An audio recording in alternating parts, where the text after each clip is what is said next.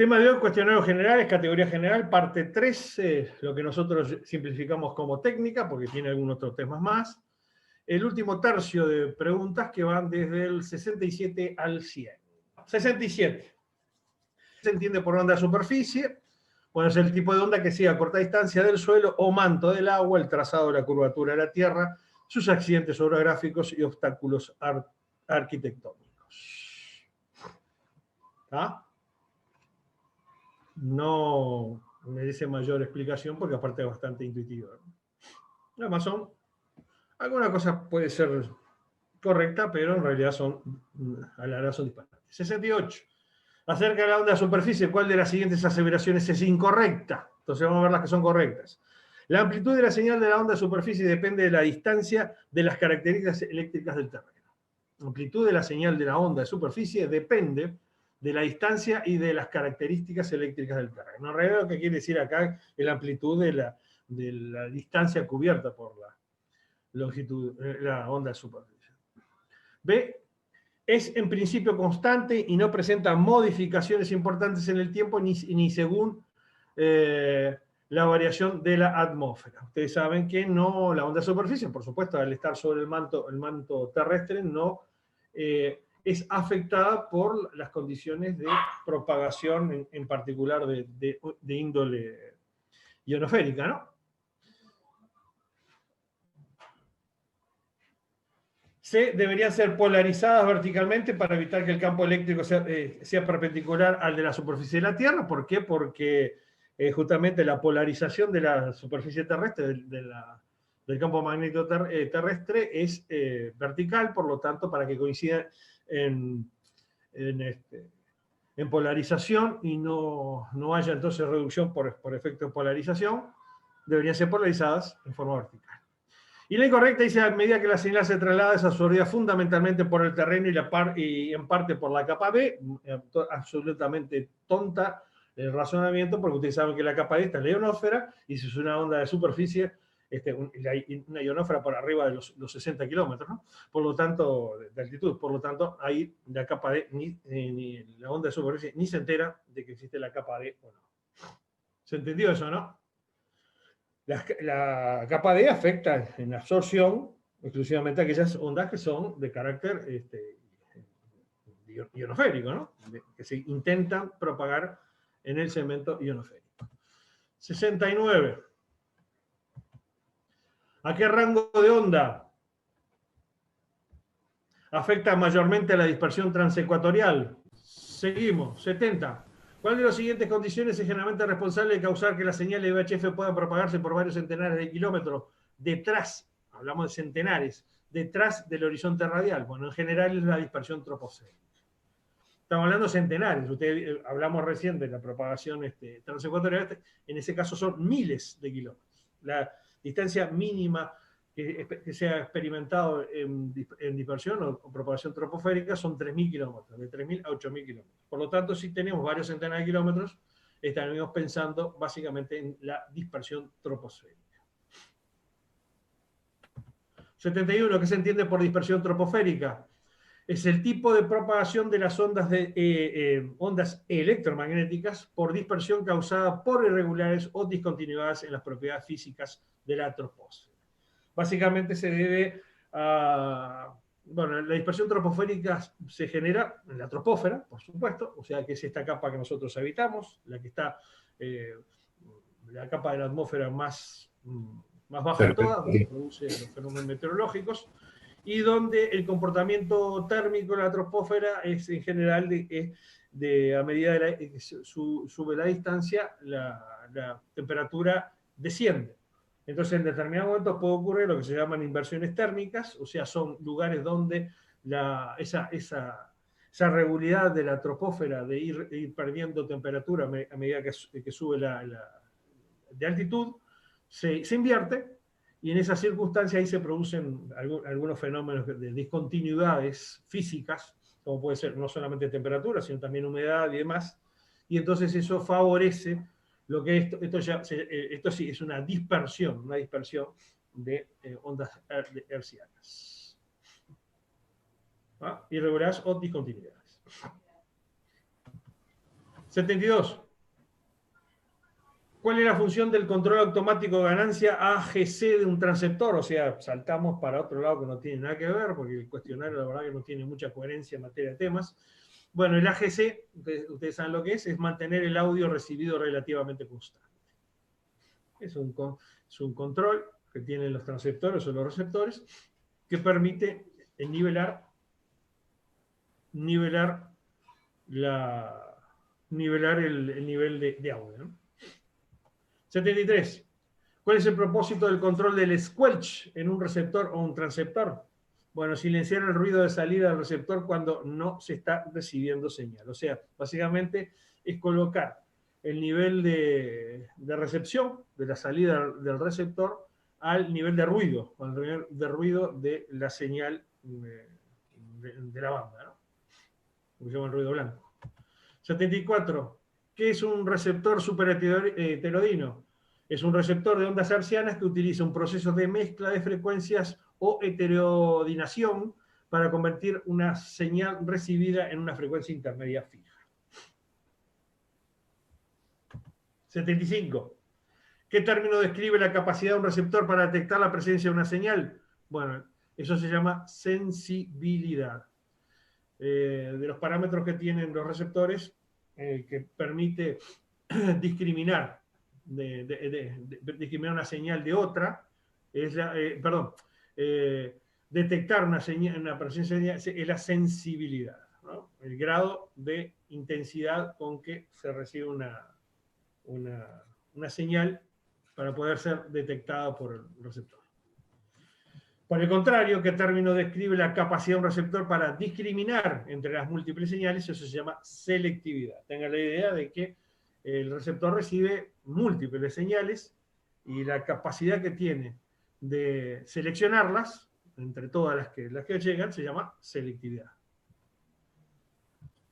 77, ¿qué se entiende por modulación? Bueno, es el conjunto de técnicas consistentes en variar un parámetro de una onda portadora con el fin de que la misma transporte determinada información. O sea, transportar la información que nosotros queremos enviar desde un punto del espectro de la onda portadora hacia otro, con el fin justamente de reflejar esa información y poder ser decodificada en el otro, o demodulada en el otro extremo. Los parámetros que se utilizan para modular, lo recordamos, son amplitud, frecuencia y fase. Cualquiera de las tres son factores de modulación. También hay uno que es de pulsos, pero básicamente como radiodifusión lo que utilizamos son esos tres tipos de modulación. 78. ¿Qué se entiende por el término SDR o Software Defined Radio? Indudablemente, si me lo pones ahí entre comillas y en inglés, el término ya es bastante tonto para una pregunta. Es un receptor o transmisor de radiocomunicaciones en el cual las funciones esenciales del procedimiento de la señal son realizadas a través del programa informático. O sea, básicamente un SDR es un dispositivo que se encarga de la recepción o transmisión de una señal de radio y el resto lo hace las facultades necesarias restantes, las hace un programa informático a través de una computadora. ¿Qué lectura del medidor ROE indica una coincidencia de impedancia perfecta entre la antena y la línea de transmisión?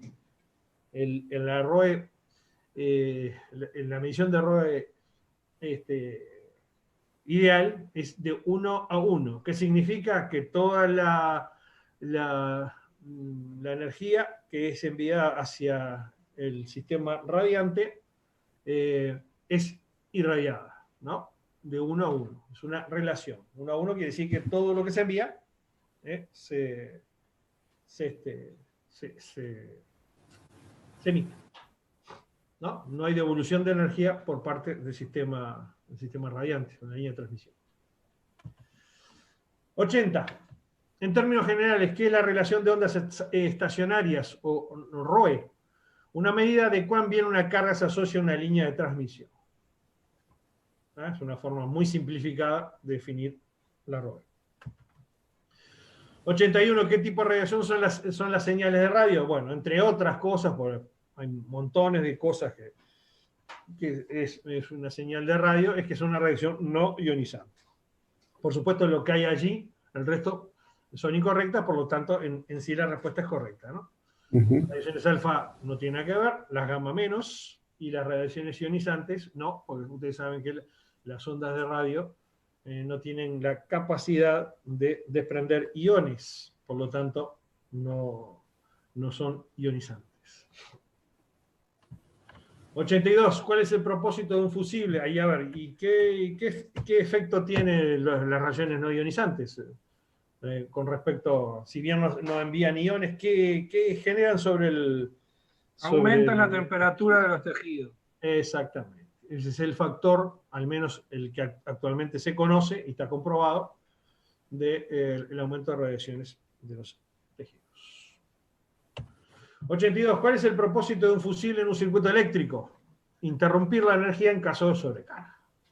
Estas preguntas, la verdad, que por un examen de general, son muy elementales. 83. ¿Cuál de las siguientes es una forma de amplitud modulada? De las que están ahí, ¿cuál es? La banda lateral única, que es una forma de amplitud modulada en la cual una de las bandas es suprimida y en general se le suprime también la portadora. 84. ¿Cuál de los siguientes elementos puede utilizarse para transmitir en CW, onda continua? En realidad debería ser en Morse, en código Morse, utilizando onda continua. Bueno, dice toda la correcta, todas las anteriores son opciones correctas. Tenemos un teclado computador, es lo que se utiliza hoy día para la emisión, es decir, una de las formas que se utiliza para la emisión del código Morse. Un manipulador iámbico y un manipulador vertical. La diferencia entre un iámbico y un vertical son de que uno, bueno, tiene una palanca, se acciona el vertical arriba y hacia abajo, y entonces los impulsos de Morse los realiza el operador generando justamente la cadencia de puntos y rayas con su muñeca, con su mano, mientras que el iámbico tiene dos paletas y en forma horizontal, una en un sentido envía pulsos de corta duración, que serían puntos, y en el otro impulsos de larga duración, que serían rayas. Y como tal, entonces, haciendo las combinaciones del caso, se emite en código Morse. Es una forma de... Y bueno, el teclado computador la computadora se encarga de hacer todo eso. No es lo mismo. Bueno, 85. La codificación y del encriptado. De todas maneras, ustedes saben, lo hemos hablado, por más de que se utilice un teclado en computador, del otro lado, las computadoras hasta hoy día no son capaces de la demodulación del código Morse, porque como el código Morse es un código hecho por humanos y para hacer recepción de humanos, bueno, entonces hasta hoy los computadores no tienen esa capacidad de codificar la información, ¿no? O sea, sigue siendo un método humano. 85. La codificación y el encriptado son cosas diferentes. ¿Saben cuál es la diferencia entre codificar y encriptar? Sí, yo sé. Dígalo. Que la codificación se sabe, en cambio el encriptado no. Exacto.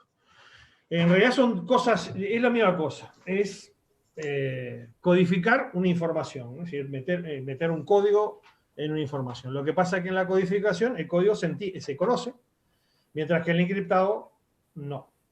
El código Morse como tal es un código. ¿Por qué? Porque todos conocemos el significado del código, ¿no? Mientras que la encriptación significa otro tipo de cosas. En realidad, como radioaficionados, no podemos utilizar sistemas de encriptaciones, sino de codificación. ¿Se entiende, no? Por eso está esta pregunta acá. 86. ¿A qué se denomina portadora? A una onda hertziana modificada en algunos de sus parámetros por una señal de entrada denominada moduladora con el fin de transmitir información. Esto en general es lo que llamamos una portadora. ¿Por qué existe un modo de emisión? Nosotros sabemos, en los cuales no se modifica ningún tipo de parámetro y la portadora se sigue llamando portadora, que es el CW. El CW es una onda portadora donde ninguno de los parámetros se modifica, solamente lo que se modifica son impulsos que se le da a la señal, ¿no? Así es. ¿Ustedes recuerdan cuando hablamos de CW, de onda continua? Llegamos a la conclusión de que era todo y no era nada, ¿no? Porque tenía particularidades muy, muy especiales que la hacían, bueno, distinta a los demás. Y llegamos a la conclusión de que en definitiva no es una onda continua, sino que es una onda que es interrumpida. Sí, exacto. Sí, es una onda... Claro, pero el concepto de onda continua justamente es el contrario del que dice acá, ¿no? Es una continua porque no se le modifica ningún parámetro. ¿Eh? Eso le llamamos continua.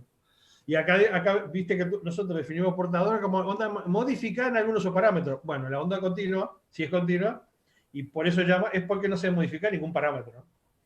¿Ah? O sea, por supuesto, esto es algo más genérico, porque si analizamos el CW, la onda continua, la CW, se nos hace agua todo este tipo de definiciones genéricas. Es la gracia que tiene todavía y por eso se sigue utilizando, ¿no? No es nada de lo demás. 87. ¿Qué podría causar cambios erráticos en la lectura del ROE? Ahora volvemos para atrás de nuevo. Bueno, dice. En particular, pues una conexión inadecuada en la antena o la línea de transmisión. Lo demás son disparates, ¿no? El transmisor se está siendo sobremodulado, no va a afectar la ROE. La interferencia perjudicial generada por transmisiones en otras relaciones, disparate total. Y el transmisor está siendo modulado, bueno, si la modulación genera lecturas de ROE equivocadas, erráticas, es decir, no podríamos hacer radio, ¿no? ¿Se entendió? No, lo único es... Esta es una de las tantas, pero los otros son disparates totales, ¿no? Puede haber más condiciones que efectúen cambios erráticos, ¿no? 88. ¿Qué puede suceder si un transmisor es operado con la ganancia del micrófono demasiado elevada? Bueno, se produce que la señal de salida se distorsiona. Lo demás disparates. Frecuencia de transmisión, por supuesto, no va a cambiar. Que la potencia de salida sea demasiado elevada, la potencia de salida no va a ser afectada por el nivel de audio que ingrese en el equipo. Y el aumento ROE, por supuesto, no tiene nada que ver. 89, que se entiende por modos de emisión. Bueno, son las técnicas que permiten incorporar información en una onda hertziana para su transmisión y posterior recepción para obtener información original. Lo que se llama, en ese caso, demodulación. Todas las técnicas que permiten incorporar información a la onda hertziana, que se llama portadora, para su transmisión, se establece como en modo de emisión. Ustedes ven que esta definición sí engloba a la CW, a la onda continua, ¿no? Porque dice, a las técnicas permite incorporar información de una onda hertziana para su transmisión, y en este caso sabemos que en ese caso se le incorpora a la onda hertziana para su transmisión, la información que lo colocamos es codificarla mediante la utilización de pulsos de corta y larga duración y determinados espacios en blanco. Y al final se produce la recuperación de la información original por un método también que comprende esta definición. 90. La emisión de señales armónicas y espurias, entre otras cosas, implica la probable generación de interferencias, ¿no? Lo demás, nada claro. Sobre todo, solo hay que adoptar acciones para evitar en frecuencias superiores a 146.500 MHz, ¿no? Es bastante cómico eso. Aparte de 146.500. Bueno. 91. ¿Qué es un transceptor? Es un dispositivo que combina las funciones de un transmisor y un receptor. ¿Cuál es el nombre de un circuito que genera una señal en determinada frecuencia? Bueno, eso se le llama el oscilador. El oscilador. 93. ¿Cuál de los siguientes circuitos combina una señal de voz y una portadora de radiofrecuencia? A eso se le llama modulador. Porque justamente combinar la señal de voz y la portadora es modular la portadora. En telefonía. 94. ¿Qué dispositivo aumenta la salida de baja potencia de un transmisor? Bueno, el amplificador de potencia. El amplificador lineal de potencia de radiofrecuencia. 95. Con el fin de mejorar la compatibilidad electromagnética de su estación de radioaficionado con los hogares adyacentes a la misma es necesario. Y bueno, acá entramos en una cosa que hay que ver si esto es correcto porque tiene una opción en el medio, ¿no? Considerar la forma en que la estación está conectada a tierra y cuál es la calidad de la misma. Prestar atención al tipo de antena. Usar un buen sintonizador de antena y tratar que la impedancia de la misma tenga valores bajos. Bueno, ustedes saben, ahí el único disparate que existe es prestar atención al tipo de antena, ¿no? La antena no tiene nada que ver con la compatibilidad electromagnética, se puede tener con un dispositivo para mejorar la compatibilidad electromagnética, ¿no? Por lo tanto, si bien tiene muy rara redacción, porque tiene una opción B, en C y cosas de esa, la podemos dar por correcta. Después Aldo dirá si ya no le pasamos la goma acá, porque acá al final siempre se le pasa la goma, la cosa, porque es donde empiezan los disparates. 96, compatibilidad electromagnética, es como que acá ya llegamos al cansancio. Estoy calladito, no dije nada. Como que llegamos al cansancio y ya empezamos a poner cualquier cosa, ¿no?